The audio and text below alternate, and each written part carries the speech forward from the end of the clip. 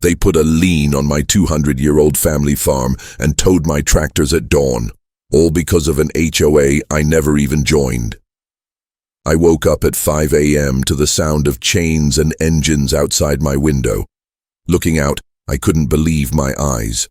3 massive tow trucks on my property, one already loaded with my grandfather's 1950s John Deere tractor. Another was hooking chains to my pickup, while the third headed for my barn. I grabbed my shotgun, unloaded but they didn't know that, and ran outside in my pajamas and work boots.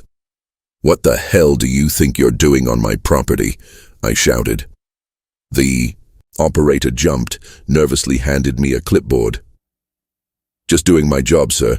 HOA violation removal for unpaid fines." "I'm not in your damn HOA. This is private property." That's when I noticed Karen's Lexus parked outside my gate. She sat watching the show with 2 HOA board members. My farm has been in my family for 5 generations, since 1823. 2 years ago, Meadowview Estates started building their beige McMansions next door, and the harassment began immediately. First came violation notices about my eyesore tractors, then complaints about my chickens, my barn's paint, even my corn height. Each threatening fines I legally didn't owe. What I didn't realize was that Karen Wellington, their HOA president, wasn't just some entitled busybody.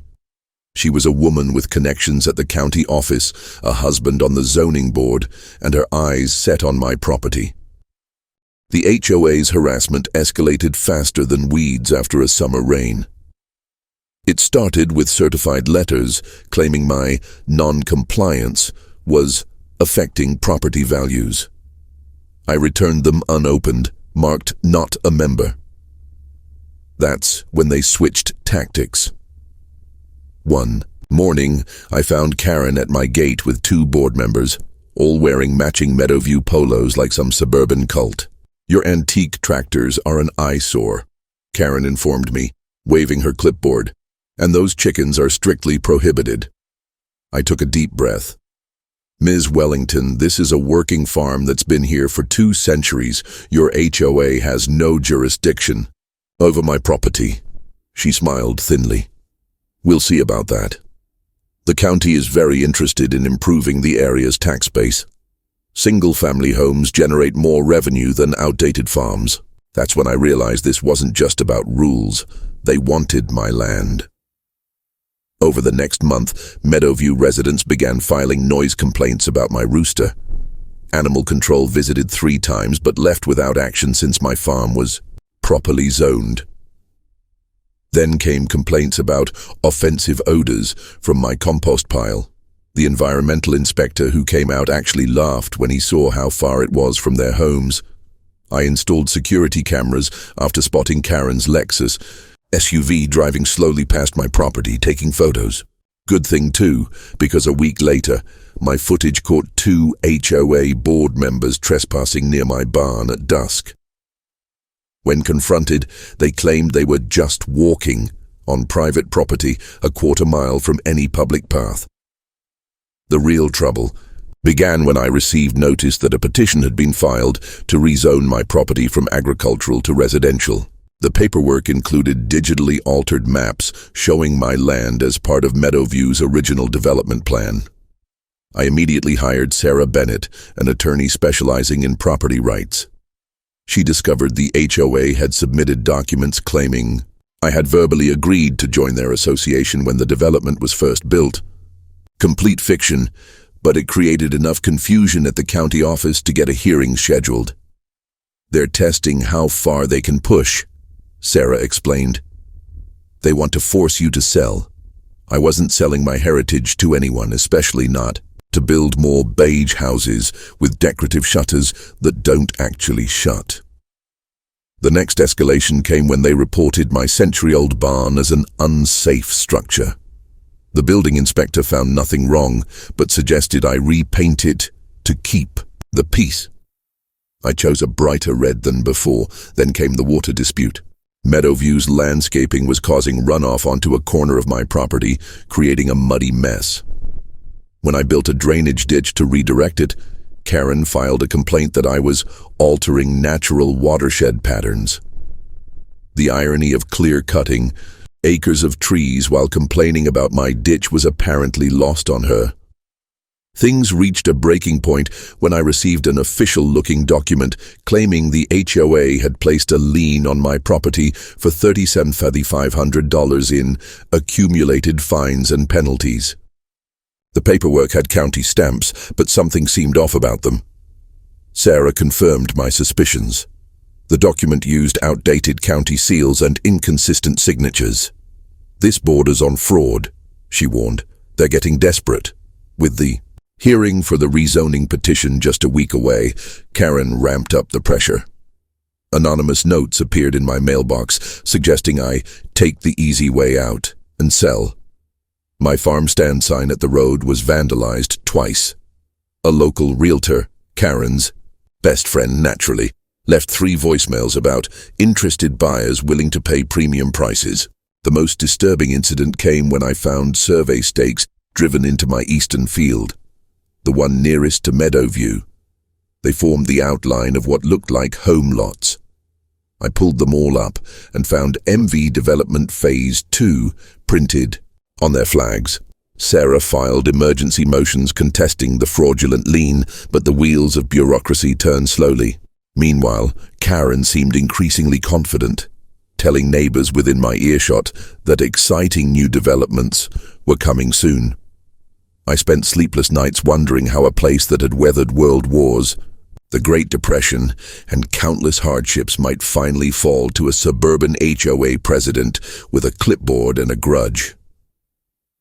The night before the towing incident, I'd caught Karen and her husband parked on the county road, pointing toward different parts of my property. I couldn't hear their conversation, but their gestures made it clear they were already planning where to put their new houses. Little did I know they were planning something much more immediate and illegal. I dialed 911 while watching the tow truck pull away with my grandfather's tractor. "I need officers at 1820 County Line Road. There are trespassers stealing my farm equipment." Karen got out of her Lexus. "The lien gives us repossession rights," she shouted across the yard. "You should have paid your fines." "What fines? I'm not in your HOA." "The county rezoning hearing is next week," she smirked. "Better start packing." I ran to block the tow truck with my pickup, but the second truck had already disabled it. I felt completely helpless watching a piece of my family history being stolen in broad daylight. 10 minutes later, Sheriff Reynolds arrived. Thankfully, someone who'd known my family for years. I showed him my property deeds and explained the situation while the remaining tow operators waited nervously. The sheriff radioed for backup and ordered the tow company to return my tractor immediately. When they hesitated, mentioning their contract with the HOA, he threatened to arrest them for grand theft. Karen was furious. "We have documentation. We have a lien." "Mum," the sheriff replied, "these documents aren't properly filed. This property isn't in your jurisdiction, and you know it." As the tow operators began unhooking my vehicles, Karen made a fatal mistake. "This is ridiculous," Karen screamed, her face turning a shade of red that matched my barn. "Do you have any idea who my husband is? He's on the county zoning board." The sheriff raised an eyebrow. "Is that so? The same zoning board that's hearing your petition next week? Sounds like a conflict of interest to me." Karen realized her mistake too late. She stammered something about misunderstanding the situation and retreated to her Lexus with her minions. As they drove away, I noticed something flutter from Karen's car. A folder had fallen out, probably in her rush to leave. Inside were copies of county documents, including the lien paperwork, with handwritten notes in the margins about where to place forged signatures. "You're going to want to keep that safe," the sheriff advised, "and call your lawyer, now." Sarah arrived within the hour and examined the documents with growing disbelief. "This is beyond HOA overreach," she said, her eyes wide. This is criminal fraud. We spent the next 5 days preparing for battle. Sarah filed emergency motions contesting the fraudulent lien, while I contacted local news stations about the HOA's strong-arm tactics. My neighbors from surrounding farms promised to show up at the hearing for support. Meanwhile, Meadowview's board members seemed to realize they'd overplayed their hand. Karen stopped driving by my property. The daily complaint calls to the county ceased, but it was too late. The gears of justice were already turning. Sarah discovered something else. Mr. Wellington had deliberately concealed his connection to the rezoning petition. County ethics rules required board members to recuse themselves from cases involving family members. He hadn't just failed to recuse himself, he'd actively lobbied other board members about my property. The day of the rezoning hearing arrived with a storm brewing, both literally and figuratively. The county meeting room was packed when I arrived. My farmer neighbors in their work clothes on one side, HOA members in pressed khakis and polo shirts on the other. The tension was thick enough to cut with a scythe. Karen sat at the front table with her husband, who looked increasingly uncomfortable as several board members whispered in his ear. The chairman called the meeting to order, then immediately addressed Mr. Wellington. Before we proceed, I understand there's a question about your impartiality in this matter, Robert. Mr. Wellington cleared his throat. I don't see any conflict of interest here. This is simply about appropriate land use. The chairman looked skeptical. Your wife is the president of the HOA petitioning for this rezoning. Sheriff Reynolds has informed us about certain incidents. Mr. Wellington glanced at Karen, whose face remained frozen in a tight smile. I can assure you, we'll address this matter first, the chairman interrupted. Sheriff, please share what you witnessed. Sheriff Reynolds described the illegal towing attempt and Karen's boast about her husband's position. The room erupted in murmurs. Mr. Wellington's face turned ashen. The chairman called for order. In light of this clear conflict of interest, Mr. Wellington will recuse himself from today's proceedings. As Wellington left the table, Karen's composure cracked slightly. I could see her knuckles whitening as she gripped her designer handbag. Went he. My name was called. Sarah and I approached the podium. She laid out our case methodically. The 200-year history of my farm, the agricultural zoning that predated any development, the harassment campaign, and finally, the fraudulent documents and illegal towing attempt. And most disturbing, Sarah concluded, placing the folder on the evidence table. We have proof that these documents were deliberately forged to create the appearance of legal authority where none existed. Karen jumped to her feet. That's my private property. They stole that from my car. The chairman raised an eyebrow. Are you confirming these are indeed your documents, Mrs. Wellington? Karen froze, realizing her mistake. She sat down slowly, whispering urgently to her attorney. I approached the microphone next. I'm not a lawyer or a politician. I'm just a farmer. My great-great-grandfather built our farmhouse by hand in 1823. Every generation of my family has worked this land through war and peace, depression and prosperity. My grandfather's tractor, the one they tried to tow away, plowed these fields for 40 years before most of Meadowview's houses were even drawn on paper. I paused, looking directly at the board members. I understand progress. I understand development. But what happened here wasn't progress. It was bullying. It was fraud. It was an attempt to steal land that's been in my family for 2 centuries, simply because someone decided their property values were more important than my heritage. The room was silent when I finished. Then one of the older board members spoke. Up. Mr. Chairman, before we proceed with the vote, I'd like to introduce someone. He gestured to an elderly woman in the back. This is Eleanor Simmons from the County Historical Society. The woman approached slowly, carrying a leather portfolio. Thank you. During this controversy, our society took interest in this property. What we discovered was remarkable. She opened her portfolio. This farm qualifies for historical landmark status under County Code 17.3. The original farmhouse and barn are among the oldest continuously used agricultural structures in the state. She placed a document on the table. The society expedited our review process. Yesterday, our board unanimously approved the farm's registration as a protected historical landmark. Karen's attorney leapt up. This is highly irregular. We weren't notified.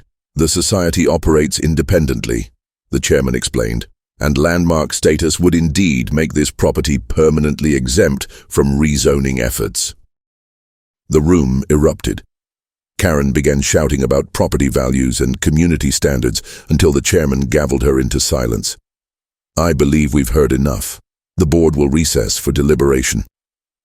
20 minutes later, they returned. Mr. Wellington remained conspicuously absent. The chairman addressed the room. The petition for rezoning is unanimously rejected. Furthermore, given the evidence presented today, this board is referring the matter of the fraudulent documents to the district attorney's office for investigation. My neighbors erupted in cheers and applause. Most of the HOA members looked stunned, though I noticed several seemed secretly relieved. Karen stormed out, her attorney hurrying behind her. As the room cleared, I noticed one of the Meadowview residents hesitating by the door. It was a young mother I'd seen watching her kids play, near my property line. I'm sorry about all this, she said quietly. Most of us bought here because we liked the rural setting. We never wanted to drive you out. Karen just convinced everyone your farm would hurt our property values. I nodded, surprised by her honesty. I've never had anything against my neighbors, just those who tried to take what wasn't theirs. An idea began forming in my mind, one that might heal the rift between my farm and the community that had almost destroyed it. 2 weeks later, I hosted an open house at my farm. To my surprise, over half the Meadowview families showed up. Children squealed with delight, feeding chickens and petting horses. Parents asked questions about farming and local history. By day's end, I had customers signed up for weekly egg deliveries and produce boxes. Meanwhile, the DA's investigation proceeded. Karen and 2 board members were charged with multiple felonies, including attempted fraud, filing false documents, and criminal conspiracy. The final twist came when the county recorder's office contacted me. While researching my property's history, they'd discovered the water rights for Meadowview's decorative ponds and sprinkler systems ran through an easement on my property, an easement I now had legal grounds to contest. Sarah negotiated a settlement. I maintained the water easement in exchange for a public apology, payment for all damages, and a binding agreement that neither Meadowview nor any future development could ever attempt to rezone my farm. A year later, my farm is thriving with a farm stand selling produce directly to Meadowview residents. Karen completed her community service at the historical society that saved my farm. As for that 1950s John Deere tractor they tried to tow, I restored it completely. Today it gives hay rides during our seasonal festivals. The children from Meadowview love it. Stand your ground when you're in the right, document everything, and never underestimate local connections. Sometimes the best revenge isn't getting even. It's creating something better than before.